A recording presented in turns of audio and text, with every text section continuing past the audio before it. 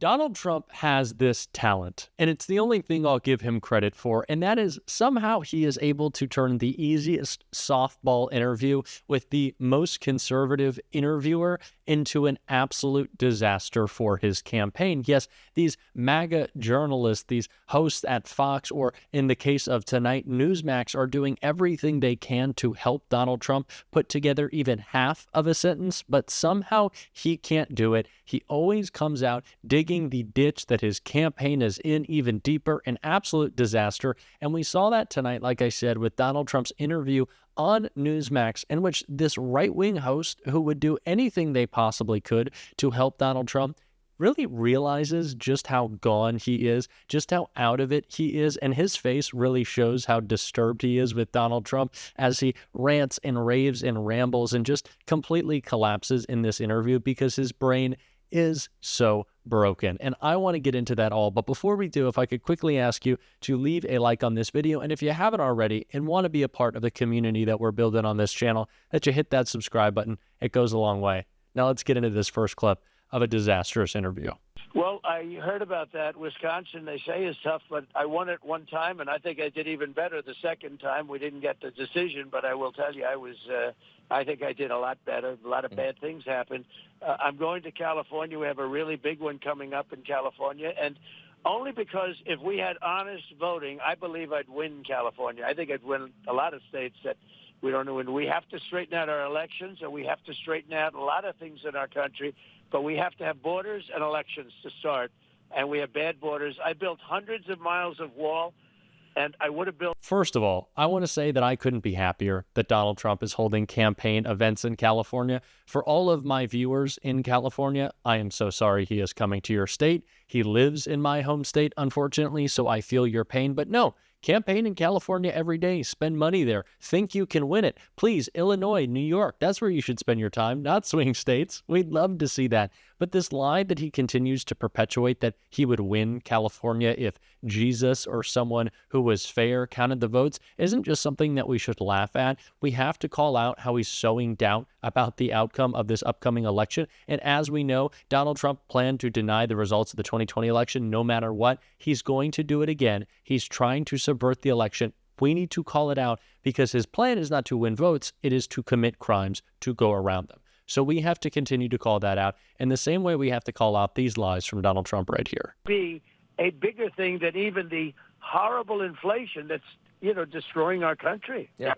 But, and as stated, I mean, one of the biggest problems with inflation is housing prices. You want to know why housing prices keep going up? It's because we have 20 million new people living in this country and they only need a place to live. Absolutely.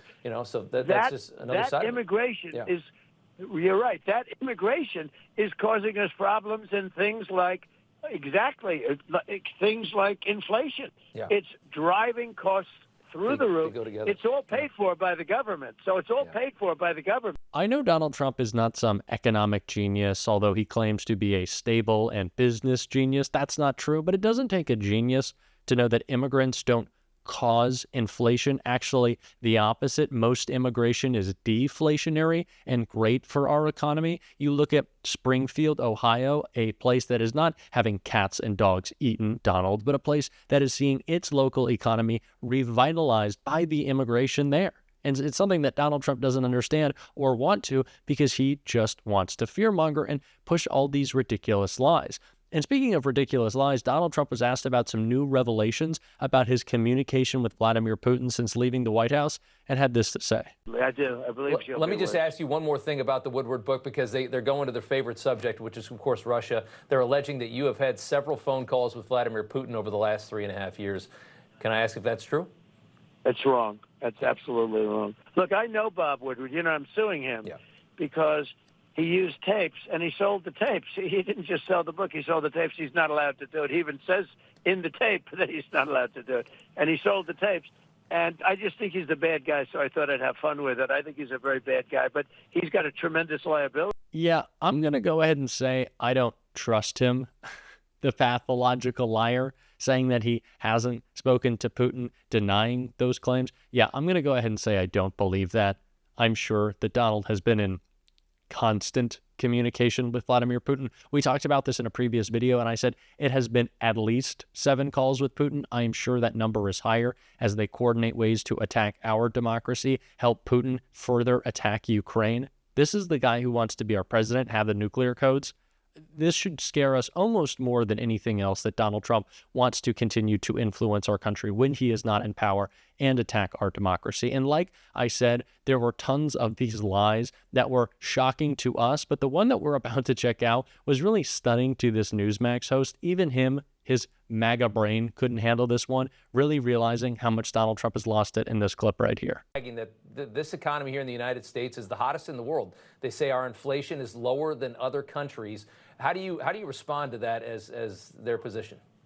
Well, it's so ridiculous. First of all, the economy is not good. The only thing good is the stock market, and it seems that every time I go up in the polls, that's where the stock market's going. You know, you have some of the top stock analysts saying that the reason the stock market's good is they think we're going to be elected. I'm going to be elected. And interestingly, we are leading very substantially in a lot of these polls. And, you know, is it just me, or was that Newsmax host just kind of stunned with Trump saying that the stock market is up because of him? A claim that he makes a lot, but when you're hearing it one-on-one, it's just a little bit more shocking, especially because, and I was surprised about this, again, MAGA Newsmax host here, saying the truth that the economy is booming right now. All metrics are looking up. And of course, he didn't say it's because of President Biden and Vice President Harris, but that's the truth. But Donald Trump's brain can't calculate that. He needs to take credit for everything that he hasn't done and shift the blame on anything that he has done, because that's just who he is. And he continues to push these lies, not understanding the economy when he says stuff like this.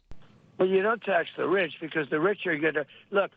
The rich pay most of the tax in the country, first of all. You know, people hate to say it. They hate to hear it. But you take a certain very small percentage, and most of the tax is paid by the rich. But the problem that she has is she's going to the communist method. Take all incentive. And you know what the rich do and the corporations do? They leave the country and they go to another country that's more friendly from a tax standpoint and other standpoints, like a regulation standpoint.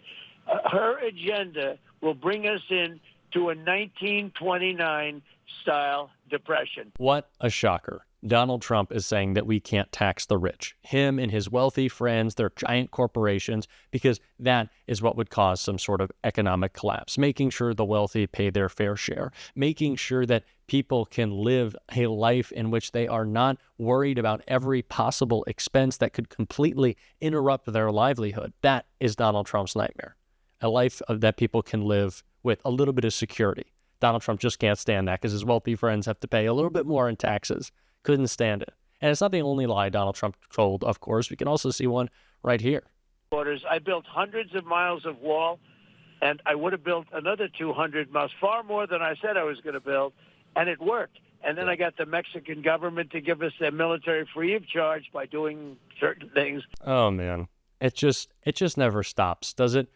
No, you didn't build the wall. It was a fence. And also, Mexico didn't pay for it. He really can't help himself anymore. The derangement continues. Like I say, the closer we get to the election, Donald Trump knows he is closer to the possibility of prison if and when he loses. So he is really absolutely losing it. And we see more of that, of course, in his lies about the aftermath of Hurricane Helene and the aid that President Biden and Vice President Harris have been providing to affected communities. And some of those lies came right here. Republicans are lying about FEMA siphoning their funds to send it to the migrant crisis that this administration has created. What's your answer to that?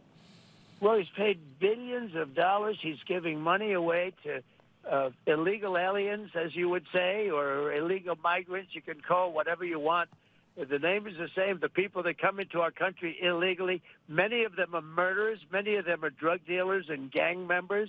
The crime rates all over the world are going down because their criminals are being dumped into our country at levels that nobody's ever seen before. Yeah. It's an absolute outrage what they've done to our country at the border and what they've done with respect to inflation and energy and stupid electric car mandates where everybody's going to have an electric car in a short period of time. It's funny. It's not funny. It's actually sad that he has been ranting and attacking, saying that the response hasn't been adequate enough. It hasn't been robust. It hasn't been targeted.